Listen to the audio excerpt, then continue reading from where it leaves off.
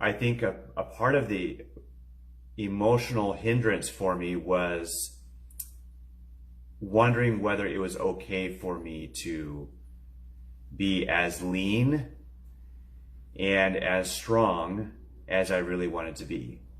Like kind of that, who am I to be, to really have that incredible physique that is kind of like a fantasy physique to most people. And as I've thought about it and tuned into it, I've realized that it's part of the empathic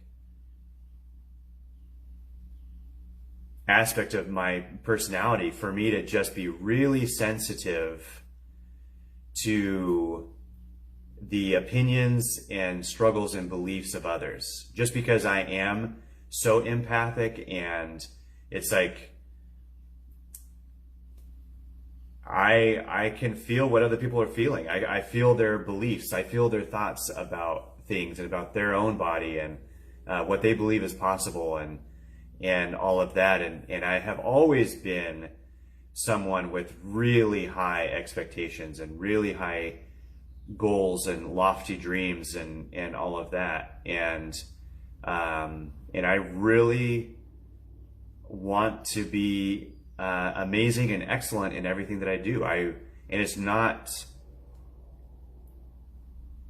in the past, it might have been kind of like a survival thing. If I am excellent enough, then people will value me and love me, and I'll be accepted, and I have kind of like emotional safety in that sense. But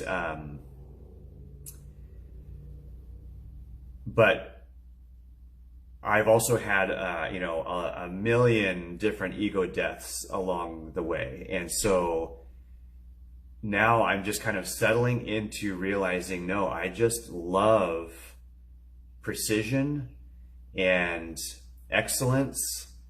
And, it's the same thing with my haircut. Since a little kid, I wanted this kind of haircut.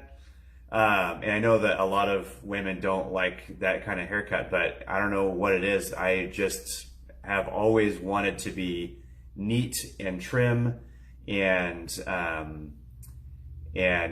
it really short on the sides, a bit longer on the top. And so ever since the Marines, I've been cutting my hair almost every single week for 17 years.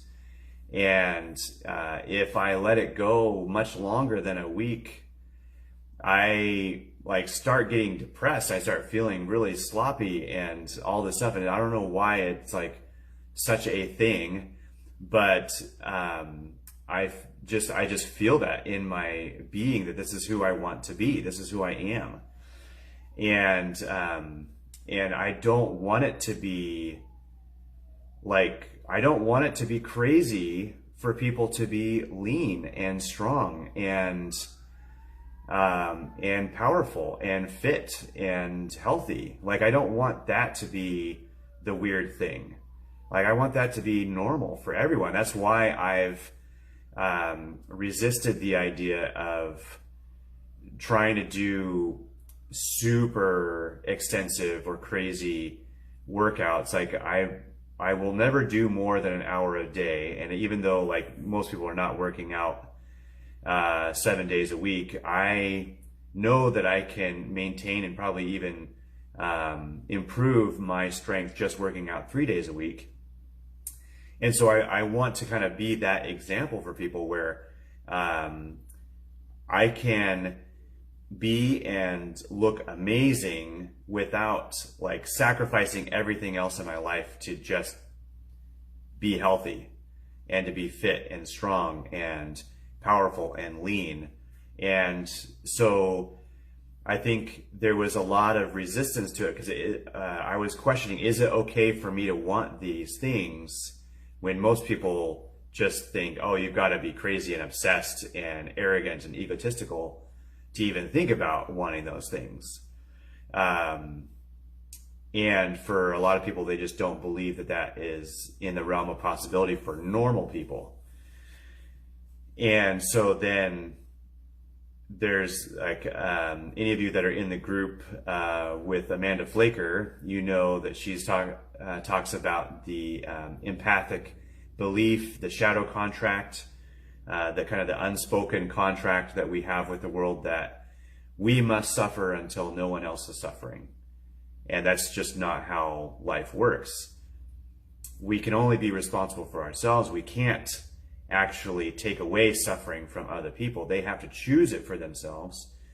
So we have to choose it for ourselves first, so that we can set the example, live the example, and step into health and freedom and grace and power and strength and abundance and, you know, financial blessing and all that stuff first, rather than continually trying to suffer along with everyone else until no one else is suffering, because that's never going to change anything. So those were, you know, some of the big shifts that I've been thinking through, and kind of trying to process those feelings and emotions and release those things. And then I've been, you know, I love the way YouTube works, where the more certain kinds of videos you watch, the more that it brings those same types of videos to you. So it's definitely like the law of attraction. Like the more you focus on, the more it brings more of that into your life. Oh, thank you, Ari. So I've been, you know, listening to people and kind of like restoring my hope for the things that I dream of and desire. And they're talking about visualization and getting in the resonance of what you want. So basically what that means is, like, if I were to just spend some time thinking, okay, how do I want my ideal body to look, and how would it feel to be in that body? And because of all the years of strength training, I can very easily like connect with all the muscles in my body. Just, you know, closing my eyes and thinking about it, I connect with all of it. I could visualize all the muscles getting more firm and getting stronger and bigger, and I can visualize my midsection leaning out and becoming ripped. And I can like feel what would that feel like to move around, to play pickleball, to play volleyball, to lift weights, to do an obstacle race, and how would it feel to be fast and powerful and all those things. And I know some of that from real life, and I can kind of imagine what it would be to have a little bit more of an edge in those things. And so how would that feel? And just like spending time feeling that and enjoying that feeling, kind of relishing that feeling. And that is the resonance of my goals. That's the resonance that I want to live in. And so, spending some time each day feeling that.